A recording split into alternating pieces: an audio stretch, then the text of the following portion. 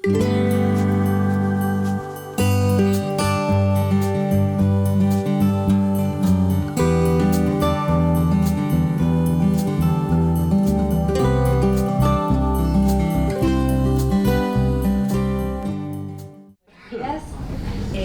a todos por acompañarnos en esta mañana en la que recibimos a Pablo Fleis.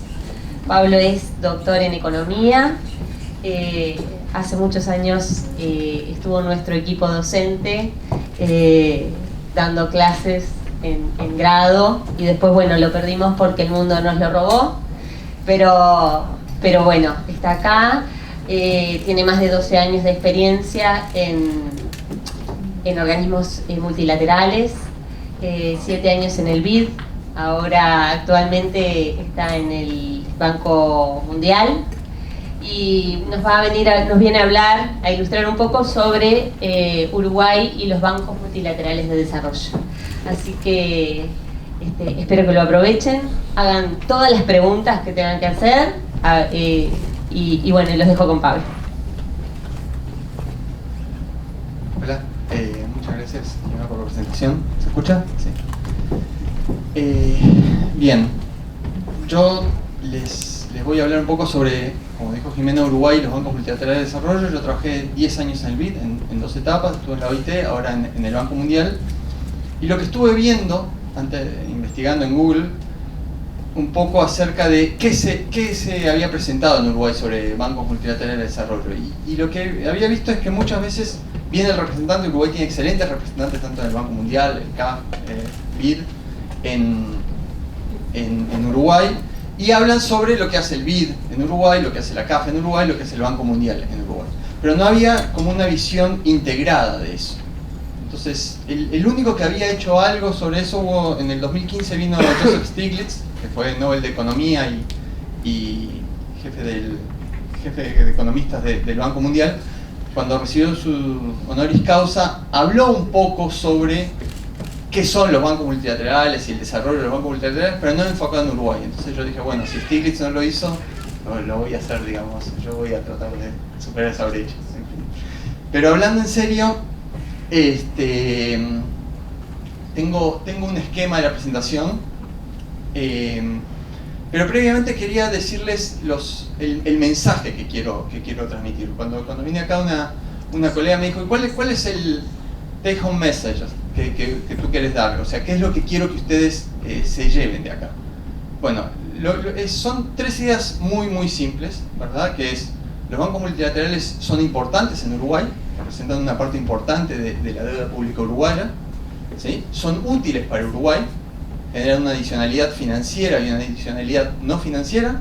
Voy a explicar qué es eso. Y a su vez, Uruguay le es útil a los bancos multilaterales de desarrollo porque permite desarrollar una serie de experiencias como país con una institucionalidad fuerte y con buenas instituciones y donde se pueden hacer, es pequeño, donde se pueden hacer experiencias pilotos, por lo tanto las cosas más o menos funcionan. Y hacia el final voy a dar una serie de recomendaciones acerca de cómo esa relación se puede optimizar, ¿verdad? Eso es lo que a mí me gustaría que ustedes se llevasen a casa de esta charla. Pero como esos son 2 minutos y la Católica, la cual agradezco enormemente la invitación para venir acá, realmente para mí es un honor, me invita para dar, lo voy a dar en 1 hora, voy a tratar de explicar y desarrollar esas ideas. Entonces, lo que voy a empezar a hacer es una breve descripción de los bancos multilaterales de desarrollo. ¿Qué son? ¿Qué entendemos por bancos multilaterales de desarrollo? ¿Qué hacen? Una cosa básica para que todos entendamos de qué estamos hablando cuando hablamos de los BMD. ¿Sí? Después voy a hablar sobre las tendencias recientes de los BMD en Uruguay, cuánto prestan, qué tan importantes son, qué hacen, en qué están, etcétera, etcétera. ¿Sí? Después voy a dar, y lo que para mí es importante, cómo nos ven afuera. Y sobre todo esto es una visión desde Washington. Yo vivo en Washington en estos momentos. ¿Cómo Washington ve a Uruguay en una serie de aspectos? ¿Sí? ¿Qué es lo que Uruguay aporta cuando es miembro de los bancos multilaterales de desarrollo? Y por último voy a tratar de dar una serie de perspectivas a futuro de la relación de Uruguay con los bancos multilaterales. ¿Qué cosas se pueden mejorar? ¿Qué cosas ya se están haciendo? Pero podemos hacer, quizás profundizar y tener una relación un poco mejor. Entonces, lo primero es qué son estos bancos. Y acá me tengo que poner acá para leer, quizás es un poco chico, pero espero que lo puedan leer. Son instituciones internacionales que proveen asistencia financiera a países en vías de desarrollo para fomentar el progreso económico y social.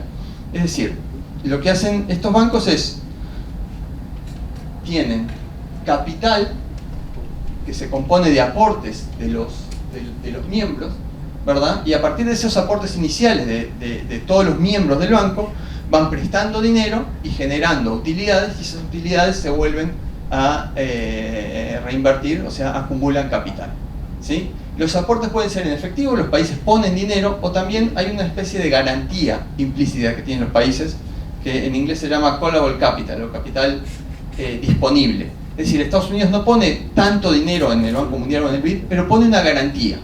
La garantía es que si algún país no repaga sus préstamos, ¿sí? Y muchos países pueden no repagar sus préstamos durante un tiempo, Estados Unidos va a pagar a quienes compren los bonos de los bancos multilaterales. ¿Por qué? Porque el capital y las garantías que estos países ponen permite a estos bancos emitir bonos a tasas de AAA. El BID y el Banco Mundial tienen tasas AAA. Emiten un bono en los mercados, reciben dinero a tasas baratas, y esas tasas se las transfieren a los países en vías de desarrollo para proyectos de desarrollo, ¿sí? ¿Por qué pueden tener esa calificación AAA? Porque atrás de eso, atrás de estas instituciones, están países desarrollados poniendo capital, pero sobre todo poniendo una garantía, ¿sí? Si mañana un país cualquiera no le paga al BID, por ejemplo, o al Banco Mundial, y el Banco Mundial ha emitido bonos, igual el Banco Mundial podría repagar los bonos por el capital que tiene y las garantías que tiene de los países desarrollados, ¿sí? Entonces, como dije, estos bancos van al mercado, obtienen créditos a tasas bajas, porque son instituciones sólidas, y esas tasas bajas las transfieren, les prestan a su vez a tasas bajas y a años, a 20, 25 años, a países en vías de desarrollo. ¿Qué tan bajas son esas tasas? Lo vamos a ver más o menos en un rato, pero son tasas comparables a los que se puede endeudar un país como Chile, o sea, los países, o inclusive Uruguay, o Perú o Colombia, los países con mejor calificación. Pero para un país como Ecuador o un país como Guatemala, por ejemplo, los precios que dan el BID y el Banco Mundial son mucho más baratos y las condiciones mucho mejores que las que pueden acceder cuando ellos van al mercado, si acceden, ¿sí? Ese es el esquema básico, el funcionamiento básico de un banco multilateral. Además de esta ayuda financiera, hay un montón de ayuda no financiera, conocimiento, ayuda para preparar los proyectos, etcétera, etcétera. Pero el modelo básico es este de aquí, ¿sí? Entonces, ¿qué productos ofrecen estos bancos multilaterales? Bueno, lo primero son préstamos para proyectos de inversión. Tú querés construir una carretera, ¿no?, que vaya del punto A a B en un país, eso es costoso, ¿verdad? Entonces el BID, pero genera desarrollo en el punto A y en el punto B. El BID o el Banco Mundial te puede prestar para eso, o para construir hospitales, o para construir escuelas, para construir represas hidroeléctricas, proyectos de inversión. En general, estos préstamos son a 25 años y tienen estas tasas más bajas que dijimos. Originariamente, el Banco Mundial, que es el primer banco multilateral de desarrollo, se creó para apuntalar la reconstrucción en Europa después de la Segunda Guerra Mundial. El primer préstamo que se hizo fue a Francia.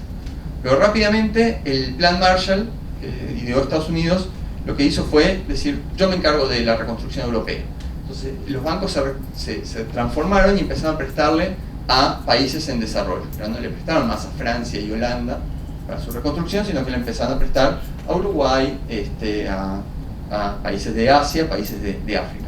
Y hoy en día se concentran mucho en África, porque se entiende que es el continente que tiene mayores necesidades. Entonces, este es un primer tipo de proyectos y es el más usual. Pero también hacen préstamos en apoyo a reformas de política. Entonces, si por ejemplo uno tiene una reforma comercial o una reforma tributaria, como tuvo Uruguay, esas reformas son costosas en términos de que, no son la implementación es costosa porque genera una serie de trade-offs que hay que atender. Entonces, el banco, que le interesa fomentar determinado tipo de reformas, presta dinero, ¿verdad?, a cambio de que el país hace determinadas reformas. Por ejemplo, a Uruguay le presta mucho para reformas comerciales. Eso ha hecho una serie el BID le presta mucho. Y eso ha permitido desarrollar una serie de propuestas de apertura comercial que incluye reformas aduaneras, etcétera, etcétera. Y contra eso se da dinero, pero no es contra una obra en específico, no es contra una carretera. Es un préstamo en reforma política, y en el BID se llaman PBLs y en el Banco Mundial se llaman DPLs, Development Policy Loans. También prestan líneas de crédito. Por ejemplo, la CAF aprueba proyectos por Uruguay que dice, bueno, te apruebo una línea de crédito que tú podés usar si el entorno internacional se complica. O también se presta por préstamos contingentes para catástrofes. Por ejemplo, hay un terremoto en Ecuador, entonces el BID y el Banco Mundial le prestan ex ante, ¿sí?, por cuando hay terremoto, dan apoyo, ¿no? Son préstamos contingentes o líneas de crédito que se pueden usar cuando hay necesidad. Entonces, de vuelta, no es un préstamo ni contra una reforma ni contra un proyecto en particular. Y también prestan para el sector privado, ¿sí? Prestan para el sector privado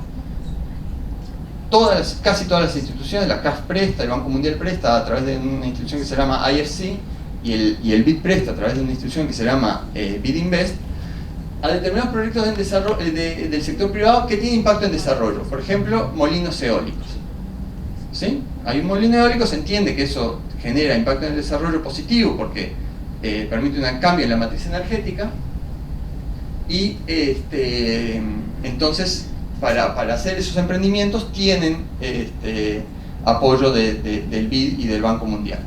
O por ejemplo también alguna papelera. El IFC prestó a la primera de Botnia, el BID prestó a Montes del Plata, ¿sí? Hay algún tipo de proyecto que en general, como yo dije, hay tasas, el BID se endeuda, o el Banco Mundial se endeuda a tasas AAA y traslada esos precios a sus clientes, a sus países clientes.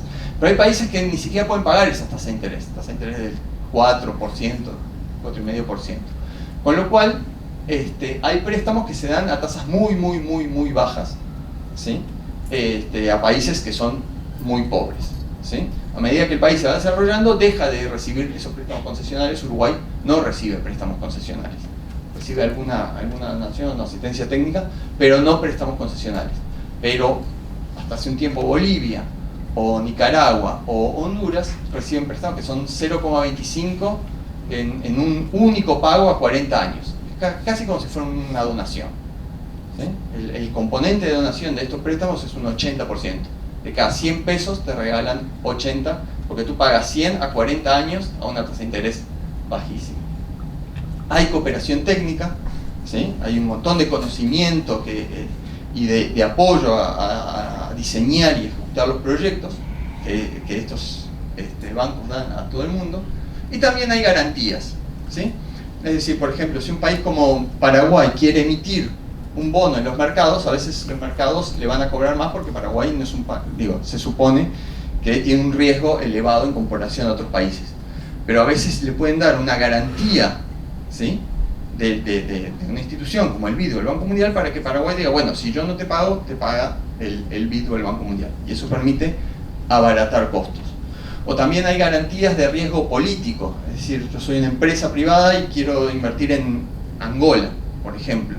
Bueno, pero hay ciertos riesgos ahí, y el MIGA, se llama la institución del Banco Mundial, dice, bueno, yo te proveo una garantía contra el riesgo político. Si te expropian o si hay un golpe de Estado, etcétera, etcétera, yo te devuelvo parte del dinero. Y eso es también un producto que dan los BMR. Este es un breve cuadro acerca de él, para que tengamos una idea de qué tan grandes son las instituciones, cuánto prestan, etcétera, etcétera. Y pensé mucho antes de hacer este cuadro, porque cuando uno dice Banco Mundial, el Banco Mundial son muchas instituciones. Es un conglomerado grande de instituciones que tiene el Banco Internacional de Reconstrucción y Fomento, el BIRF, ¿sí?, que es lo que uno entiende como Banco Mundial, que es el que le presta a los países, pero también tiene la Corporación Financiera Internacional, el IFC, que presta al sector privado, tiene una parte que presta con tasas concesionales que se llama AIDA, la Agencia de Desarrollo Internacional. Entonces, el Banco Mundial son muchas instituciones que yo elegí la comparativa, que es la que le presta a Uruguay, que es el Banco Internacional de Reconstrucción y Fomento, una parte del Banco Mundial. El BID lo mismo, tiene el BID, presta al sector público, el BID Invest, presta al sector privado, el BID Lab, que presta piloto, etc. Esto es solamente el BID. La CAF, que ahora se llama también CAF UCBD porque es Banco de Desarrollo, en principio era una corporación solo andina para pocos países de Colombia, Perú, Venezuela, Ecuador y Bolivia, y se fue expandiendo y ahora es un banco de desarrollo que en la región presta mucho dinero, casi tanto como el BID en estos momentos, y ya son 19 países. Sí presta al sector público y al sector privado como una sola institución. Entonces, esta comparación es, no es exactamente así. Y tenemos también un pequeño banco que se llama Fonplata, que es un fondo de la cuenca del Plata, que lo forman Uruguay, Paraguay, Bolivia, Argentina y Brasil. Y es un banco mucho más pequeño, que era antes un fondo y recién ahora está empezando a ser un banco. La diferencia entre un fondo y un banco, y esa es la diferencia entre el Fondo Monetario, por ejemplo, y el Banco Mundial, es que un fondo lo que tiene es solo en su mayoría solo el capital que ponen los países. Solo de eso se presta dinero. Pero un banco lo que hace es sale al mercado a captar fondos y después los presta o sea, esos fondos los presta, con lo cual el Fonplata al principio solo tenía muy poco dinero que habían puesto estos países y ahora ya está empezando a salir al mercado. Hubo en el medio un banco que desapareció, que nunca llegó a nacer, que era el famoso Banco del Sur, tan famoso Banco del Sur, que era una idea que en principio se impulsó a través de Venezuela, que lo quería hacer, pero si bien tuvo un convenio constitutivo, nunca se capitalizó, por lo tanto nunca llegó a ser un banco. Y pongo como último el Banco Asiático de Inversión en Infraestructura, el AIIB, que es un banco nuevo, es un banco que surgió en China y trata de ser como un banco mundial, pero gobernado desde China. Y Uruguay acaba de firmar su adhesión a ese banco. Todavía no ha recibido ningún préstamo, todavía no es miembro oficial de ese banco, pero seguramente en el futuro será miembro oficial y quizás en el futuro puede empezar a recibir préstamos de este banco. Entonces, están los años de fundación. Cada año de fundación el Banco Mundial se creó en Bretton Woods en el 44, en la salida de la guerra, como dije, para aliviar o ayudar a reconstruir Europa. El BID se creó en el 59 cuando fue, digamos, en el marco de la Alianza para el Progreso del presidente Kennedy. Se entendió la necesidad de crear un banco regional para atender un poco el contexto de la Guerra Fría en ese momento, ¿verdad? La CAF se creó en el 68 con 5 países, pero después se expandió a muchos más países, con plata en el 74 y en el 2015. Hay distintos países miembros. Es muy importante la calificación crediticia. El BID y el Banco Mundial tienen AAA y eso le permite ir al mercado y obtener tasas baratas y trasladarlas a los clientes. La CAF no tiene una tan buena calificación porque el respaldo de los países que están atrás no es tan buena como el BID y el Banco Mundial. El BID tiene el respaldo atrás de Estados Unidos, de Japón, de países europeos, de Canadá. Eso la CAF, que es un banco puramente regional, no lo tiene. Por lo tanto, su calificación, al no tener ese respaldo, es menor. Menor el Fonplata, y AIB, que tiene el respaldo de China, tiene también AAA. Las aprobaciones, como dije, acá estamos contando solo el Banco Mundial, aprobaciones a sector público, no concesionales, son 23.000 millones de dólares. ¿Sí? Pero si contamos todo lo que presta el Banco Mundial, incluido el sector privado y en tasas concesionales, que es mucho, llega a 60.000 millones de dólares. ¿Sí? El BID presta unos 14.000 y unos 3.000 al sector privado, unos 17.000, la CAF 13.000 millones y Fonplata 425 millones. De eso, de las aprobaciones, obviamente son aprobaciones que muchos son contra proyectos, contra la construcción de una carretera, contra la construcción de una represa. Por lo tanto, lo que se desembolsa año a año es distinto que lo que se aprueba, porque hay proyectos que se van desembolsando en 5 o 10 años, ¿verdad? Y ya para entrar en el tema de estas instituciones para Uruguay, abajo está cuánto hay de préstamos, préstamos pendientes de todo lo que se ha prestado que todavía falta repagar, como la cartera de préstamos que tiene, lo que le debe estos países a cada institución, lo que le debe Uruguay en este caso a cada institución.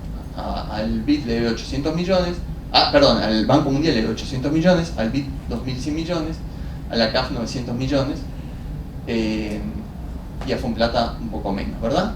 Ahora, lo que aprueba cada banco, ¿sí? Es, el Banco Mundial no aprueba mucho para Uruguay, ¿sí? Aprueba unos 50, 60 millones por año y no aprueba todos los años. El Banco Mundial realmente tiene muchos clientes, son como 100 y algo de clientes de países, y por lo tanto lo que le presta Uruguay, que a su vez es un país entre los clientes del Banco Mundial de mayores ingresos, es muy poco, porque prioriza su acción en otros países, ¿sí? El BID, el año pasado, esto es del año 2018, prestó 189 millones de dólares, pero en otros años, en general presta unos 300 millones de dólares. Lo que pasa es que presta según los ciclos, presta mucho al principio de los programas de gobierno, ¿sí? En el entendido que la mayor efectividad del desarrollo se puede lograr en esas primeras etapas y no en el último año de un gobierno. Entonces, este año es un poco más bajo que el promedio. Y el valor alto de la CAF, 890 millones, es porque esto incluye un préstamo de 750 millones que es una línea de crédito. No es que le dio 890 millones a Uruguay ese año, sino que de esos 890, 750 le dice, tú podés, en caso de que la situación regional, por ejemplo, se complique mucho, podés acceder hasta 750 millones de dólares. Pero no le está dando un préstamo, sino le está habilitando una línea de crédito. Entonces, en base a eso, esto muestra la evolución de la deuda multilateral con Uruguay. Esto es únicamente deuda multilateral, no incluye el Fondo Monetario, ¿sí? Vemos que hoy en día alcanza unos 4.000 millones de dólares más o menos, el eje de las barras está a la izquierda, ¿sí? Y vemos como cierto comportamiento cíclico aquí, ¿verdad? Cuando fue la crisis esto tiene... Sí, cuando fue la crisis del... Bueno. Yo no soluciono. Creo que lo puedo solucionar. Ayudamos. El puntero tiene eso. Dale. Entonces no voy a usar el pointer. Pero bueno, o sea, en el 2002 en la crisis subió, después cuando fueron pagando los créditos de la crisis bajó. En el 2008 y 2009, cuando viene la crisis financiera internacional, hubo un aumento de préstamos, porque lo que se quiso fue evitar que los países en desarrollo entraran en crisis como en el mundo desarrollado. Por lo tanto, aumentó, volvió a bajar para Uruguay y ahora de vuelta está aumentando, fruto de que hay incertidumbres regionales importantes. Ahora, pese a que el stock de deuda ha venido aumentando y ahora es 4.000 millones, su importancia en el total de la deuda pública ha ido bajando. ¿Por qué? Porque Uruguay cada vez va más a los mercados internacionales emitiendo bonos. Eso lo vamos a ver en un segundo. Pero básicamente, sobre el 2002, la deuda del BID representaba un 35% de la deuda total pública, porque básicamente los mercados no le prestaban a Uruguay, ¿sí? O sea, solamente el BID y el Banco Mundial y el Fondo Monetario eran las instituciones que prestaban, ¿verdad? Fue cayendo porque Uruguay fue accediendo a mercados, volvió en la crisis, cuando los mercados se cerraron, a ser importante, y de ahí disminuyó y ahora se mantiene más o menos estable en el entorno del 20%. Hay como una noción de los países de la Oficina de Deuda Pública acá de mantener esa deuda en 20% y financiarse básicamente con bonos. Entonces, como dije, sobre los años 2001 y 2003, cuando era la crisis, 34% de la deuda era bilateral, multilateral, perdón, o sea, de estos bancos. Había deuda bilateral, deuda que contraía directamente con otros países, con Estados Unidos, con España, etcétera, etcétera. Bueno, perdón.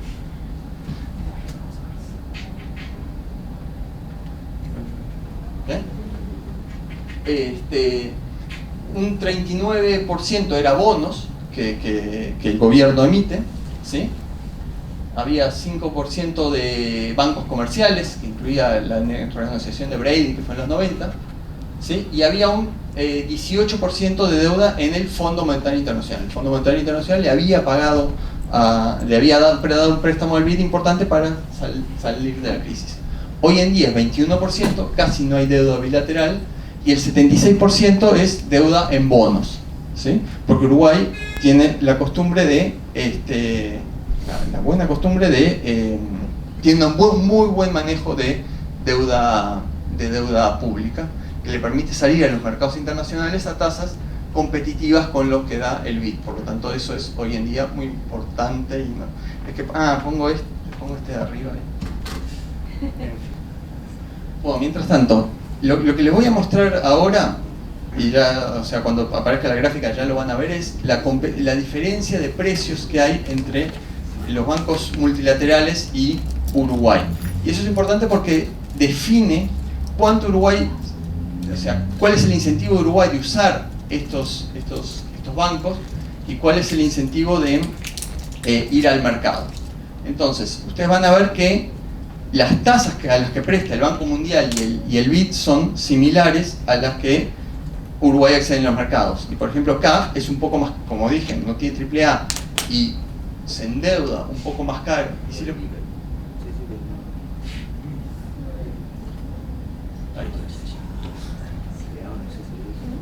Bien.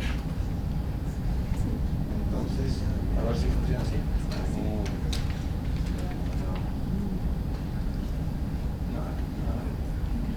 ¿Existe?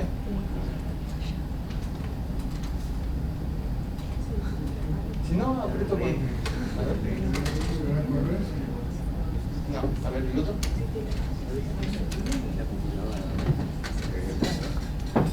Tenemos un técnico acá. Si no, mira, más fácil, vamos a ver. ¿Quieres que yo te vaya pasando? No, a ver. Sí, me está pasando una fecha tampoco. No, dale. Dejá, voy así nomás, no pasa nada. ¿Me ayudas si te voy pasando? No. Habíamos llegado hasta acá y estamos acá. Entonces, como vemos, esto es una gráfica de 2010. La tasa que se endeuda Uruguay está en barras y está más o menos en el 4,5%, que es similar a la que se endeudan, no importa que reconozcan cuál es cuál, pero el BID y el Banco Mundial, que son las dos líneas de abajo, ¿sí? Que hoy en torno está en el 4%. La CAF, sin embargo, está un poco por arriba y los créditos de la CAF son ligeramente por encima del 5%, ¿verdad? Si esta diferencia fuese mucho más, o sea, si todas las líneas estuviesen por arriba, Uruguay tiene menos incentivo a acudir a estos bancos multilaterales, ¿sí? Por ejemplo, digo, esto se mide con el famoso riesgo país. Argentina hoy en día, que tiene un riesgo país, o las tasas están en torno del 15%, una cosa así, cualquiera de estos bancos es mucho más competitivo y prefieren acceder a estos bancos que acceder al mercado. Para Uruguay, la decisión es difícil. ¿Cuánto vamos al mercado? ¿Cuánto tomamos de los bancos multilaterales? Porque los precios son muy similares. Entonces, cada banco tiene un documento donde resume básicamente qué es lo que quiere lograr con el país. Y se llaman las estrategias de país, ¿sí? En el Banco Mundial, un concepto importante es todo el cambio climático y lo que es la creación de resiliencia, ¿sí? Hay un reequilibrio, el pacto social es importante para el Banco Mundial, disminuir las desigualdades y lograr... El concepto de Naciones Unidas es no dejar a nadie atrás, digamos, y la integración de Uruguay en los mercados globales. Para el BID importa mejorar la productividad y la competitividad, impulsar equidad, inclusión social, fortalecer la gestión del Estado. CAF es un banco más vinculado a infraestructura, hay infraestructura en transporte, tiene temas de innovación, temas de agua potable y de formación laboral. Y Fonplata se concentra en infraestructura vial. ¿En qué sectores están presentes estos bancos? Por ejemplo, el BID es muy importante, da préstamos para el desarrollo de mercados financieros. Y esta línea de crédito de la que hablaba de CAF, de 750 millones, también es para fomentar desarrollo de mercados financieros. Todos los bancos están en el tema de transporte e infraestructura. Uruguay tiene un desarrollo o un programa de reparación de carreteras importante donde está el Banco Mundial y donde está la CAF y también el BID, ¿sí? El BID apoya mucho en temas de comercio, en la apertura comercial y temas de, como dije, de regulación aduanera, etcétera, etcétera.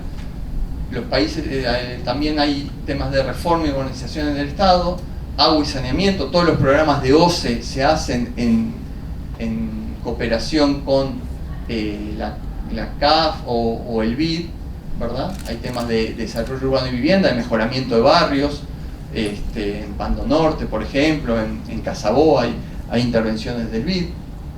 Hay en temas de educación. En temas de educación, en general, el Banco Mundial apoya primaria, el BID apoya secundaria. El Banco Mundial, para el Banco Mundial es importante el tema de medio ambiente y desastres naturales. Hay temas de riesgo, proyectos de riesgo, lo vamos a ver en un momento. Es decir, y así podría mencionar todos, está extendida la acción de estos bancos a través de todo el tejido productivo y económico de Uruguay. No es que se concentran solo en un tema. Y eso es importante, digo, porque eso permite a Uruguay aprender un montón de experiencias de un montón de especialistas del mundo. Y por último hay también préstamos al sector privado. En el Banco Mundial el IFC le presta a agroindustrias, le presta al sector forestal, le prestó a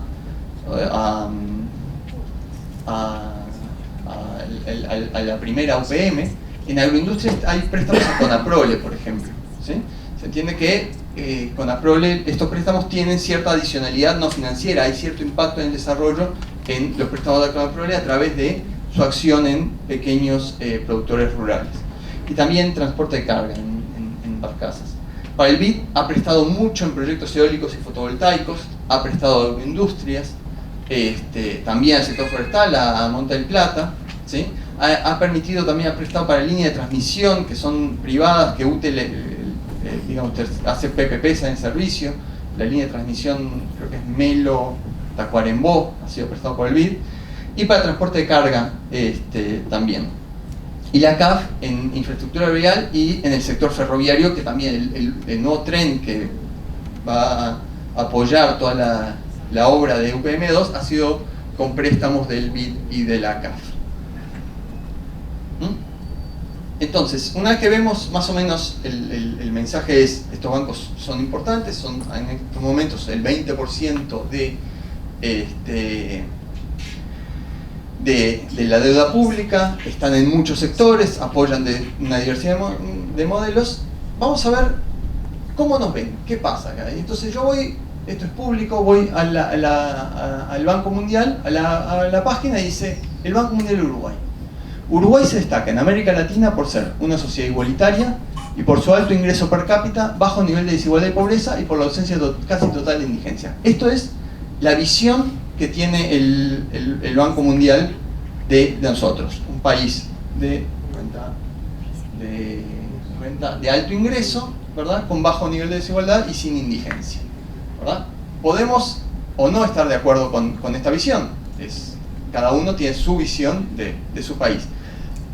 Pero cuando uno va a los foros internacionales, lo que ve, cómo nos ven, es este país, ¿sí? Y voy a dar ahora una serie de ejemplos en los que eso se transfiere en operativa. Entonces, en Uruguay los bancos mundiales realizan iniciativas que son novedosas, o sea, nos usan para usar pilotos de proyectos que son que se pueden hacer acá y después quizás si funcionan acá expandirlos a otra parte del mundo, porque Uruguay es un país pequeño donde tiene relativamente buenas instituciones, etcétera, etcétera, ¿sí? Donde hay iniciativas que son relativamente exitosas, o sea, las cosas que hacen los bancos multilaterales en este país funcionan, no todas, por supuesto, hay cosas que no funcionan, ¿sí? No digo que todas, pero en general, en su mayoría, las iniciativas son bien evaluadas, y lo voy a mostrar. Y son también replicables, es decir, lo que pasa acá después, ese conocimiento lo podemos expandir en otros países, ¿sí? Por ejemplo, un ejemplo de nuevos instrumentos. Esto es sacado de una nota de prensa del BID. Dice, aprobó una mayor operación en la historia, una nueva modalidad de retiro diferido, ¿sí? ¿Y qué dice abajo? Es la primera que aprueba el BID bajo una modalidad, un instrumento que tiene, ¿verdad? Nunca antes lo había hecho para ningún país. Es apoyo de política con opción de retiro diferido, es decir, apoyo una reforma, pero en vez de darte la plata, la espera ahí y cuando tú querés, la podés retirar. Es como una mezcla entre una reforma política y una línea de crédito. Era la primera vez que se hacía. No se había hecho antes, lo hicieron con Uruguay. Es la primera vez que utilizaba un programa de reasignación. Uruguay tenía una deuda vieja y necesitaba ese espacio, ¿verdad? Entonces pagaron parte de la deuda y aumentaron el espacio. Ningún país lo había hecho, Uruguay lo hizo, ¿sí? Es la primera en reforma política en el área de comercio e integración. Antes las reformas de política se hacían en temas impositivos o en temas financieros o fiscales. Esta fue la primera que hizo el BID en el área de comercio e integración. Es decir, cada préstamo que no cada préstamo, pero muchos préstamos que estos bancos hacen, en Uruguay toman determinadas ideas innovadoras porque saben que lo pueden desarrollar, ¿verdad? Por ejemplo, otra nota dice, el BID aprueba para Uruguay el primer crédito específico en ciberseguridad en su historia. También, lo primero que se hace de todo lo que hace el BID, cuando quiere empezar a probar algún área nueva de investigación, bueno, se entiende que es mejor o más factible hacerlo en Uruguay, trabajar sobre seguridad, que trabajar en otros países de la región que tienen menos desarrollo relativo, ¿no? Dice, el Banco Mundial se asocia a Uruguay para ejecutar la más grande transacción de seguro de clima y precio del petróleo. Fíjense que el Banco Mundial son 100 países, o sea, Uruguay debe ser de los países más pequeños que tiene. Y que haga la mayor transacción en seguros y clima en un país tan pequeño como Uruguay, habla de un poco la confianza que tiene el Banco Mundial en Uruguay. Todos los bancos tienen un área de evaluación de sus proyectos e iniciativas. En el BID se llama OVE, la Oficina de Evaluación. Y lo que hace esta oficina es analizar qué se hizo en cada país o qué se hizo en cada proyecto y ver si eso fue bueno o no. Entonces lo que yo voy a pasar ahora es a describir algunos temas que OVE ha resaltado. Por ejemplo, cuando ellos analizan asociaciones público-privadas, ¿sí? ¿Cómo fue el involucramiento del BID en las PPPs en toda América Latina? ¿Verdad? Y dice, el grupo BID agregó valor añadido en algunos países, no en todos los países, y pone como ejemplo Colombia y Uruguay, al tener compromisos a largo plazo con los gobiernos, ser flexible y adaptarse a los cambios de contexto y trabajar en nuevas áreas de alto potencial. Es decir, el trabajo que el BID realizó en PPPs no fue exitoso en todos los países. Hay países donde esas PPPs no funcionaron, ¿verdad? En Uruguay y en Colombia, ese trabajo, ¿sí?, fue exitoso y se hicieron buenas PPPs. Por ejemplo, un ejemplo de PPPs buenas, que no están incorporadas en la ley de PPP, pero tienen el espíritu de PPP, son la transformación de la matriz energética. Hay unas reglas de juego básicas dictadas por el sector público y hay inversión privada en los molinos, que fue financiada por el BID, que, digamos, permite un desarrollo del sector que ha sido visto como positivo. La reforma tributaria que se hizo en Uruguay también es una experiencia exitosa. Dice, en lo que concierne a los resultados, el apoyo del BID ayudó en este caso es otro país, Jamaica y Uruguay, a llevar a cabo reformas importantes y en general exitosas, pese a dificultades, obviamente, en toda reforma tributaria hay dificultades, de política tributaria.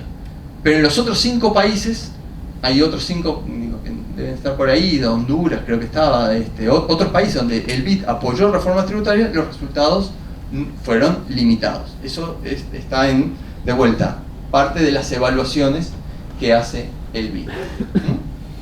Otra experiencia, y vinculado con lo que mencioné recién de los molinos eólicos, es toda la parte de bancos climáticos, ¿verdad? De cambio climático. Dice, un buen ejemplo es el respaldo que el banco ha prestado a los parques eólicos en el contexto de la reforma energética de Uruguay. Y por ahí dice, quizás no lo ven, en México, en cambio, el respaldo del banco a los parques eólicos de México se llevó a cabo sin tener en cuenta estrategia energética más amplia. O sea, en México no funcionó esta experiencia, en Uruguay funcionó. Y de hecho, la experiencia de Uruguay fue la base de hacer lo que en Argentina fue renovar, que es una parte, un cambio energético de la matriz energética parecida a lo que se hizo ahí. Y eso me lleva a el ejemplo que podemos ser para otros países. Yo ahora estoy trabajando en el Banco Mundial en tema de comercio en servicios en el este asiático. Entonces abro un día un paper que me explica más o menos cómo es la situación en Laos. ¿Sí? Laos PDR es un pequeño país en el sudeste asiático, ¿verdad? Que era comunista, se abrió al mundo, y quieren ver qué pueden hacer para atraer más allá de turistas para exportar servicios, ¿verdad? Y dice, en un box en ese punto dice, el caso de un pequeño y remoto, bueno, para nosotros Laos es remoto, para Laos nosotros somos remotos, digamos, Uruguay puede ser relevante para un país como Laos, ¿verdad? Y la internacionalización de servicios modernos, en particular se refiere a software, ¿verdad? Ha sido crucial para el desarrollo de Uruguay, y el caso de Uruguay provee ejemplos de diversificación de servicios. En particular habla sobre todos los temas de toda la movida que se llama en software y también en audiovisuales en Uruguay, que ha tenido apoyo privado y apoyo público también, ¿verdad? Trinidad y Tobago, otro país, en este caso es el BID.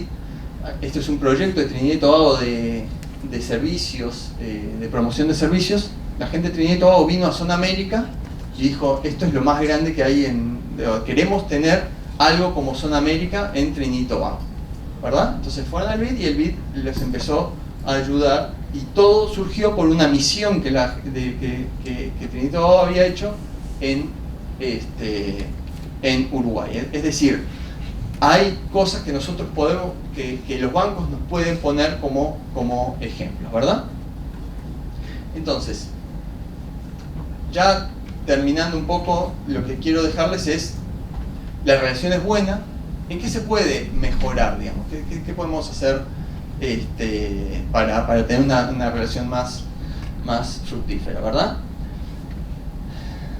Hay un concepto importante en el desarrollo en estos bancos, que es el bundling. El bundling es como, no sé cómo se traduce, pero es como acoplar, juntar varias cosas. Es decir, estos bancos no solo tienen que dar financiamiento lo puede dar el Citibank, lo pueden dar los mercados internacionales. Aparte de asistencia financiera, combinarlos con otras cosas, combinarlo con conocimiento, combinarlo con asistencia técnica. Eso solo lo puede dar el banco, el BID o el Banco Mundial, ¿sí? Es más difícil que el Citibank, cuando presta, te preste también con conocimiento y asistencia técnica, ¿verdad? Financiamiento contracíclico contingente, esto es muy importante. Es decir, es importante instituciones que te presten en las malas. En las buenas cualquiera te presta, ¿verdad? Y eso es lo que vimos al principio en Uruguay. En el 2001, 2002 no prestaba nadie, los bancos prestaban. En el 2009, cuando vino la crisis, también, y ahora también. Y eso, tener estas instituciones que prestan en los momentos malos es muy bueno, ¿sí? Porque permite justamente mitigar los sudden stop, que se llaman, ¿no? Las paradas repentinas. El financiamiento de proyectos innovadores, hay proyectos que son riesgosos y la banca privada o o los mercados internacionales no están dispuestos a prestar porque los resultados son inciertos, estos bancos prestan para eso, ¿verdad? Y está también la posibilidad de afianzar la cooperación sur-sur, que Uruguay sea ejemplo y de cooperación técnica a su vez a países que están en menor nivel de desarrollo. Y sobre todo en la agenda de desarrollo mundial, la idea de Agenda 2030, los Sustainable Development Goals son importantes y es un tema central en estos organismos. Y creo que estos organismos tienen un conocimiento como para ayudar a Uruguay a alcanzar las metas sostenibles de desarrollo. Ahora, ¿qué pueden hacer? Digo, estas son las ventajas que ofrecen estos organismos. ¿Qué pueden hacer para optimizar, para potenciar la acción en Uruguay? Primero, es importante que tengan, y ya lo hacen, pero es importante que profundicen el contenido multisectorial. Es decir, no prestar solo para un proyecto en transporte, prestar para un proyecto de transporte que tenga un componente urbano, por ejemplo, que tenga un componente de género, que tenga un componente de educación, que junte todas esas cosas. En el BID, que es un precioso edificio, hay gente que me dijo que fue en el Día del Patrimonio al BID a visitar, es una casa preciosa. Están en una misma planta un especialista en educación, un especialista en salud, un especialista en transporte, un especialista en energía, todos juntos, ¿verdad? Es como un think tank gigante donde lo ideal es que los proyectos sean multisectoriales, hablen entre ellos y lo hacen, pero digo, siempre se puede hacer más, ¿verdad? Y generen proyectos que atiendan desde distintas causalidades la problemática. Es importante que se coordinen entre ellos, ¿sí? Es importante que lo que hace el Banco Mundial no sea totalmente despegado de lo que hace el BID, que sea totalmente despegado de lo que hace la CAF. Ya hay instancias importantes de coordinación, no digo que no se hagan, es importante siempre que eso se profundice. Por ejemplo, ahora, cada vez que hay un cambio de gobierno, hay una nueva estrategia de país. Los organismos se reúnen con las nuevas autoridades y definen cómo va a ser la relación en 5 años. Lo que ha tratado el gobierno en la última vez, y creo que sería bueno, sea quien sea el gobierno, la próxima vez, es juntar a los tres juntos, no hablar con el Banco Mundial y el BID y la CAF, sino sentar a los tres y decir, yo quiero que hacer esto, esto y esto. Es importante que haya nuevos instrumentos más sofisticados. Uruguay es un país de ingreso medio alto, ¿verdad? Donde ya solo el préstamo usual no le agrega valor, justamente porque es muy competitivo a lo que obtiene el mercado. Entonces tiene que haber eso, temas de garantías, temas lo que hablé de nuevos proyectos, digamos, líneas de crédito, cosas que sean más allá del préstamo usual. Y sobre todo también tiene que haber procedimientos más ágiles. Estos bancos, como toda burocracia, se mueven en una lentitud que no es vas y te dan un crédito. O sea, hay procesos y todo eso, la agilidad es importante. Y sobre todo es importante que sean competitivos en precios, porque obviamente si los precios de estos bancos se disparan, Uruguay no va a encontrar atractivo en ir a ellos, sino simplemente ir al mercado. Y para terminar, también puede ser importante profundizar con el trabajo con el sector privado, ¿sí? No solo prestarle al gobierno, sino prestarle cada vez más al sector privado, en el entendido que los proyectos privados también generan desarrollo, ¿verdad? Y para eso es importante estrategias globales más allá de comportamientos oportunistas. ¿Qué quiero decir con eso? O sea, quizás hay un muy buen deal para el sector privado en un determinado aspecto, bueno, se presta para eso, pero es importante que se siente, digamos, los hacedores de política y digan, a mí me interesa potenciar este y este sector, es decir, tener un relacionamiento más estratégico y no deal a deal. Es importante, más allá de la adicionalidad financiera, tener adicionalidad no financiera, ayudar en la estructuración de PPPs. Los PPPs son productos complejos, no exentos de riesgo, no siempre los PPPs son la solución mágica, hay PPPs buenos, hay PPPs malos, y creo que el expertise de estas instituciones puede ayudar a una mejor estructuración de PPPs, apoyar en los grandes proyectos, ahora por ejemplo en UPM2, y la capacidad para movilizar recursos, es decir, juntar bajo el paraguas de estos bancos recursos de bancos comerciales que entienden a veces riesgoso determinados proyectos, pero bueno, si entra el Bid Invest o si entra el IFC, entonces nos sentimos más cómodos de entrar, y eso se llama la movilización de recursos. Eso es algo muy importante que esto puede ser. Y cierro con esto. Esto es, recién como dije, entré a trabajar al Banco Mundial, y hay como una pequeña presentación para empleados donde se habla de la historia de Bretton Woods, que son los inicios del Banco Mundial.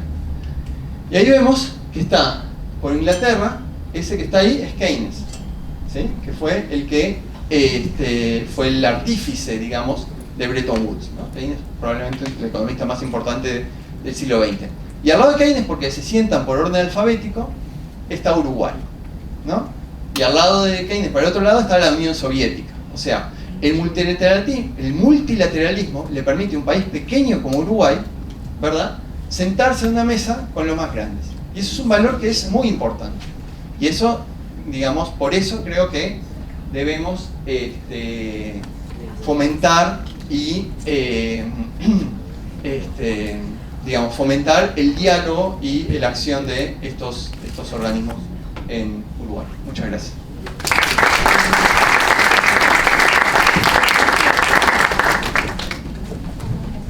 Bueno, chicos, me gustaría saber si alguno... abrimos un espacio de preguntas. Para el que...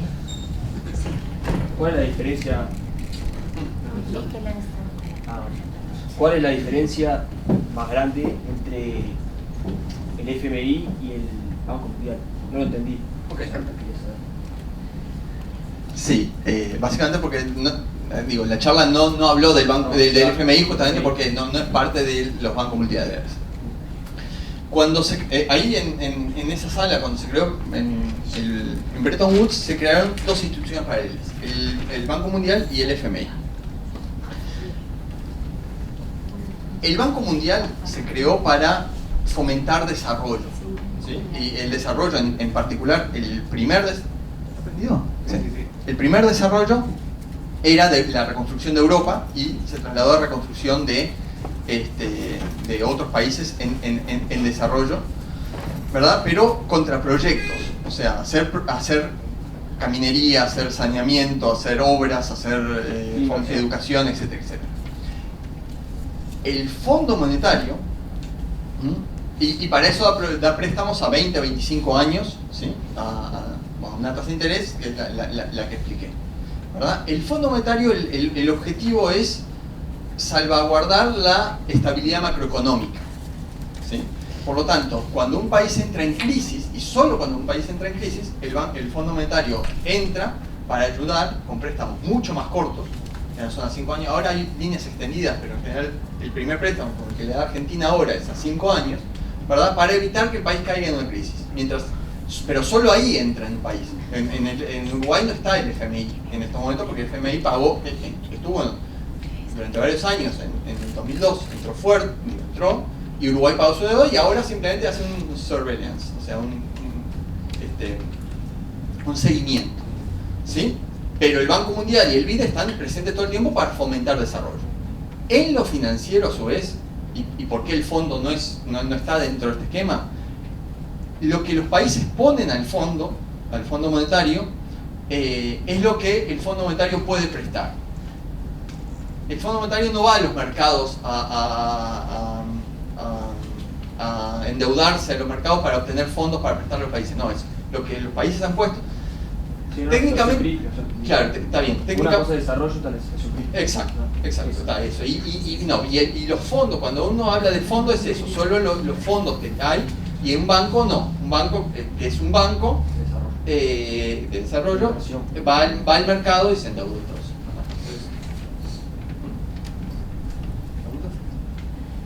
¿Preguntas?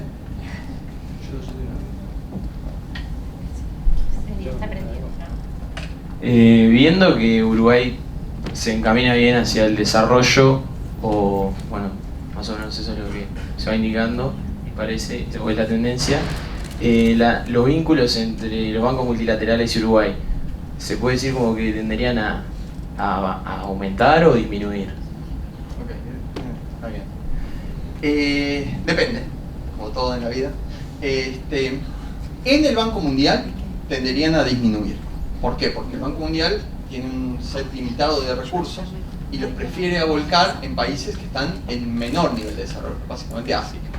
Entonces Uruguay ya está junto con Chile y Polonia a un límite de lo que se llama la graduación, ¿sí? Es decir, no le prestamos más a Uruguay porque entendemos que las necesidades básicas de desarrollo ya las tiene y preferimos prestarle a Burundi y a Angola, por decir dos países, ¿sí?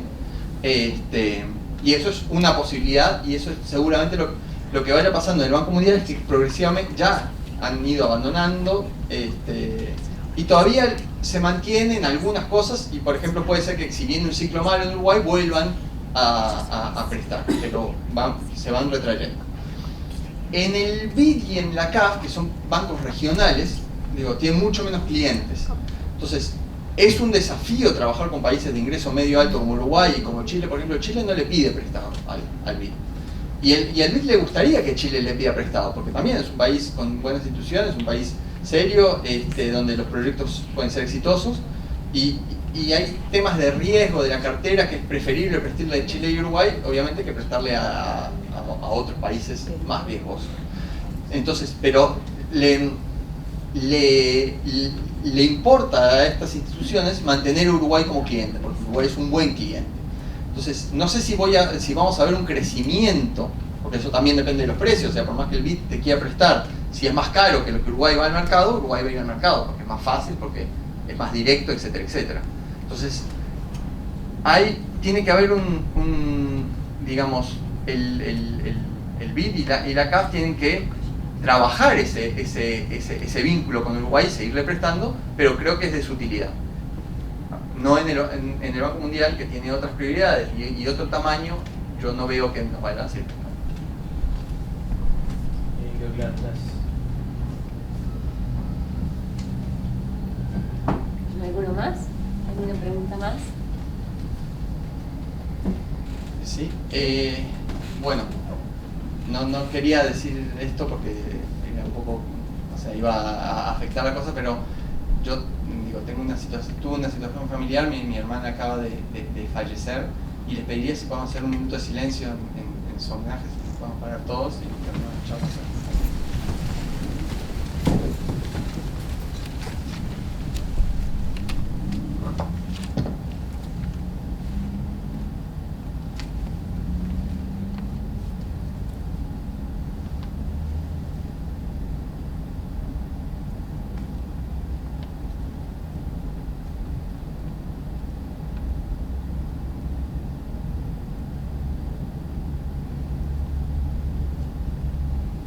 Muchas gracias.